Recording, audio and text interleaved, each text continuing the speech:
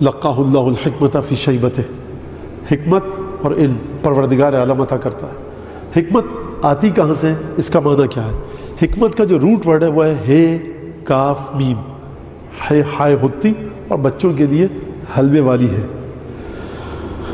حلال اور حرام والی ہے، جس سے حلال اور حرام لکھا جاتا ہے، اور ہائے ہوتی کہتے ہیں علماء نے جو سکھایا ہائے ہوتی، جو ابجد حوض میں آتا ہے ہائے ہوتی۔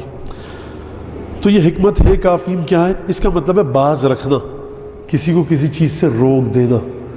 قرآن میں جن ہستیوں کو حکمت کی بات کی ہے، انبیاء اور رسول کی بات کی ہے، لیکن انبیاء اور رسول کے علاوہ حضرت لقمان کے سلسلے میں بھی حکمت کی بات کی۔ لقد آتینا لقمان الحکمت ان اشکر للہ، کہ ہم نے لقمان کو حکمت عطا کی، دیکھو اب شکر کرو خدا کا۔ تو پروردگار عالم حکمت عطا کرتا ہے اپنی جانب سے، لقمان کا ذکر کیا، قرآن کو قرآن حکیم کہا، انبیاء کو حکمت عطا کی، اس بات کا ذکر قرآن میں آیا انبیاء کے سلسلے میں۔ اس کا مطلب کیا ہے؟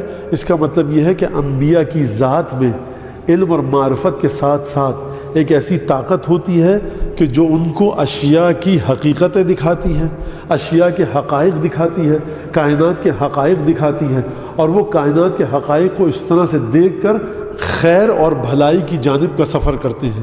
جب خیر اور بھلائی کی بات آئی تو کس طرح کی خیر اور کس طرح کی بھلائی؟ خیر اور بھلائی اس طرح کی کہ اپنی جان بچ جائے، اپنا مال بچ جائے، اپنی عزت بچ جائے، اپنے متعلقین اور متعلقات کی تمام چیزیں بچ جائیں، یا نہیں حکمت اس مقام پر ہے کہ وہ کام کہ جو آخرت میں بہترین نتیجہ دے۔ اسی لیے چچا ہے بوڑھا 75 سال کا نبی کریم کا حضرت ابو طالب حکمت کے برخلاف ایک کام کر رہے ہیں، کبھی رسول خدا کے بستر پر جعفر کو سلا رہے ہیں، کبھی عقیل کو سلا رہے ہیں، کبھی علی کو سلا رہے ہیں کہ رات کو اگر اندھیرے میں حملہ ہو تو میرے بیٹے مریں، رسول بچ جائے۔ یہ خلاف حکمت ہے۔ حکمت کہتی ہے اپنی جان کو بچاؤ۔ یہ ابو طالب کے گھر کی حکمت مختلف ہے۔ یہ حکمت اس طرح کی ہے کہ یہ حکمت اس آخرت کو دیکھ رہی ہے، خدا کے حکم کو دیکھ رہی ہے۔ اب اس طرح کی حکمت کے لیے جب تگ و دو کی جائے گی تو اب نسل ابو طالب جہاں تک چلے گی وہاں پر حکمت آپ کو نظر آئے گی، اور اس گھرانے سے حکمت باہر نہیں جائے گی۔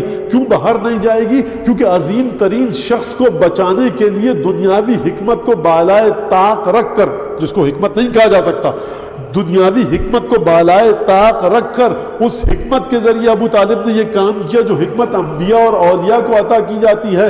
لہٰذا اس حکمت کے بدلے میں جو چیز ملے گی وہ بڑی عجیب ہوگی۔ علم اور حکمت کا مطلب کیا ہے؟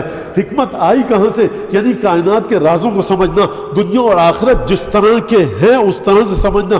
رب ارنی الاشیاء کما ہی علیہ، حضرت داؤد نے فرمایا پروردگار مجھے چیزوں کو اس طرح سے دکھا کہ جس طرح سے چیزیں ہیں، جس طرح سے چیزیں ہیں۔ داؤد دعا مانگ رہے ہیں لیکن 10 سال کا بچہ غار میں سن چکا ہے، علی جو میں دیکھتا ہوں وہی تم دیکھتے ہو، جو میں سنتا ہوں وہی تم سنتے ہو۔